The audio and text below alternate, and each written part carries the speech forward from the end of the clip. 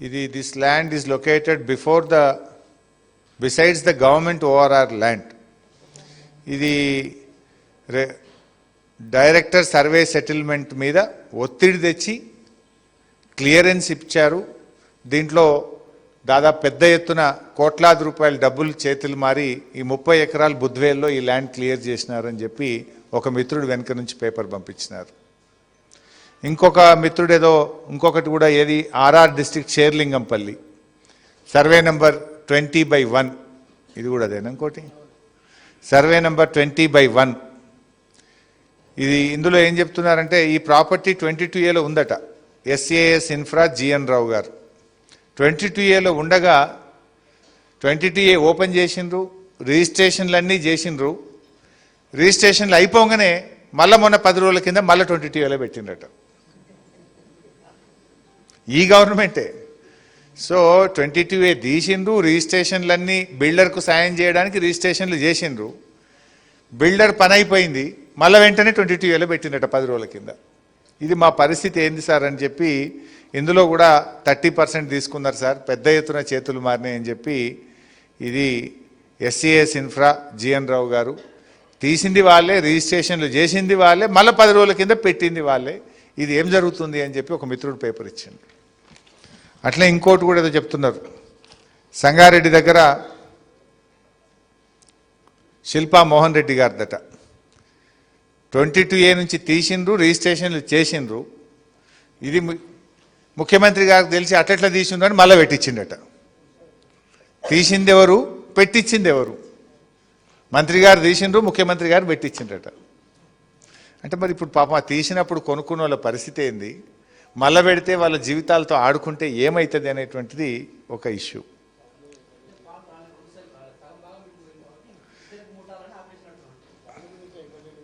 సరే, ఇప్పుడు అమీన్పూర్ది కూడా ఒక మిత్రుడు చెప్పింది, సుప్రీంకోర్టు జడ్జిమెంట్ వచ్చింది మాకు TPR Anand Nagar KSR colony దాదాపు 500 ఇండ్లు ఇప్పుడు వాళ్ళన్నీ కూడా 22A పెట్టి కాలనీ వాళ్ళని ఇబ్బంది పెడుతుండ్రు అని చెప్తా ఉన్నారు.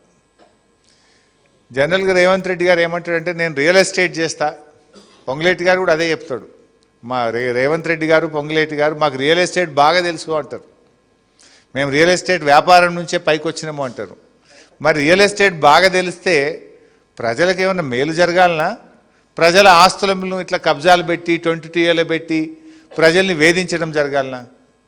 పొంగులేటికి రేవంత్ రెడ్డి గారికి రియల్ ఎస్టేట్ బాగా తెలుసుకోవచ్చు, కానీ BRS నాయకులకు పోరాటాలు బాగా తెలుసు. ఎందుకంటే తెలంగాణ ఉద్యమంలో పోరాడి తెలంగాణ సాధనలో పాల్గొన్న వాళ్ళం మేము. నీకు రియల్ ఎస్టేట్ తెలిస్తే మాకు పోరాటాలు తెలుసు. నువ్వు 22A పెడితే దాన్ని ఎట్లా దించాలనో కూడా BRS నాయకులకు తెలుసు.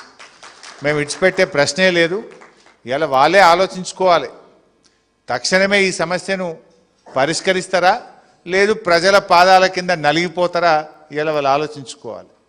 ఎందుకంటే ఇంత సీరియస్ ఇష్యూ ఇది. ఒక వ్యక్తిదో, ఒక కాలనీదో, ఒక ప్రాంతందో కాదు. హైదరాబాద్ చుట్టూ కొన్ని లక్షల ఎకరాలు, లక్షలాది ప్రాపర్టీలను ఈరోజు 22A తెచ్చినారు. జోక్ ఏంటంటే మీరు గమనించి ఉంటారు, ఓ 10 రోజుల కింద పొంగులేటి శ్రీనివాసరెడ్డి గారు ప్రెస్ మీట్ పెట్టిండు. పెట్టి ఏమన్నాడు, మా ప్రభుత్వం వచ్చినాక ఒక్క ఎకరా కూడా మేము 22A పెట్టలేదు అన్నాడు. 10 రోజుల తర్వాత ఏమన్నాడు, నిన్నగాక మొన్న లేలే తప్పైంది, మా ఆఫీసర్లు తప్పు చేసిండ్రు, సారీ అంటుండ్రు.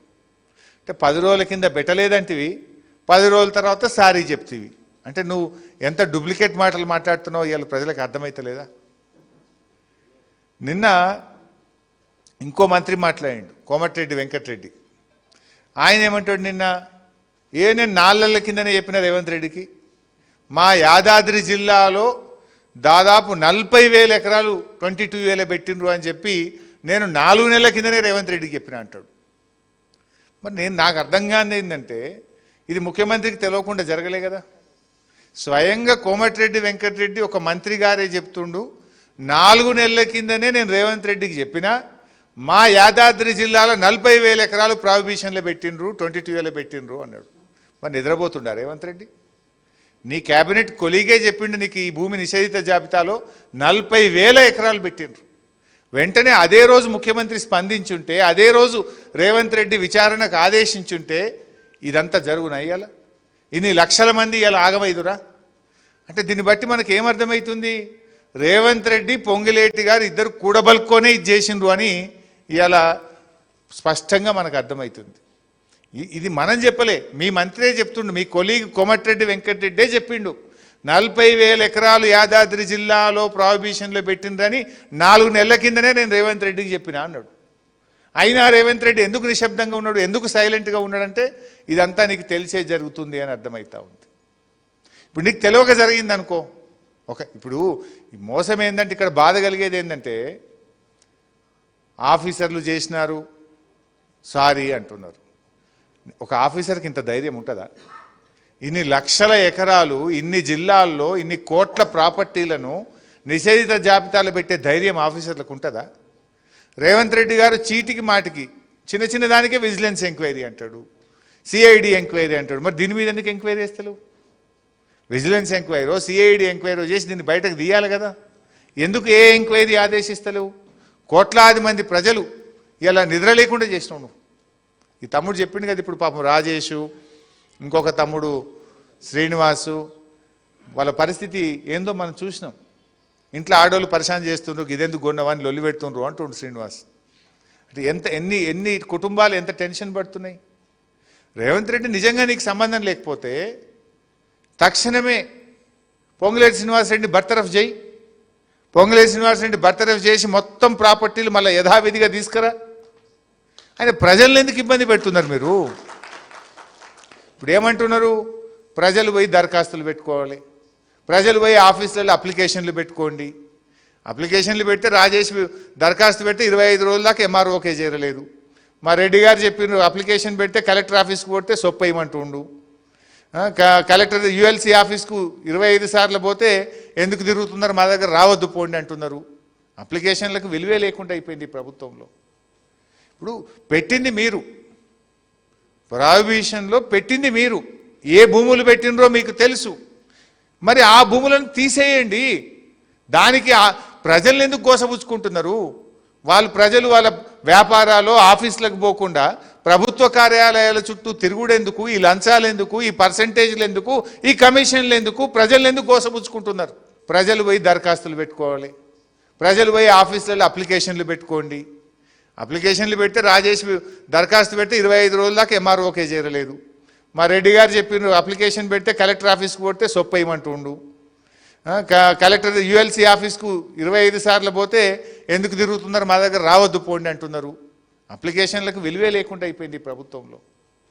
ఇప్పుడు పెట్టింది మీరు, ప్రాహిబిషన్లో పెట్టింది మీరు, ఏ భూములు పెట్టినరో మీకు తెలుసు. మరి ఆ భూములను తీసేయండి. దానికి ప్రజలను ఎందుకు గోసపుచ్చుకుంటున్నారు? ప్రజలు వాళ్ళ వ్యాపారాలు ఆఫీసులకు పోకుండా ప్రభుత్వ కార్యాలయాల చుట్టూ తిరుగుడెందుకు, ఈ లంచాలు ఎందుకు, ఈ పర్సంటేజ్లు ఎందుకు, ఈ కమిషన్లు ఎందుకు, ప్రజలను ఎందుకు గోసపుచ్చుకుంటున్నారు? మరిన్ని అప్డేట్స్ కోసం ఛానల్ ను సబ్స్క్రైబ్ చేయండి. నోటిఫికేషన్స్ కోసం బెల్ ఐకాన్ పై క్లిక్ చేయండి.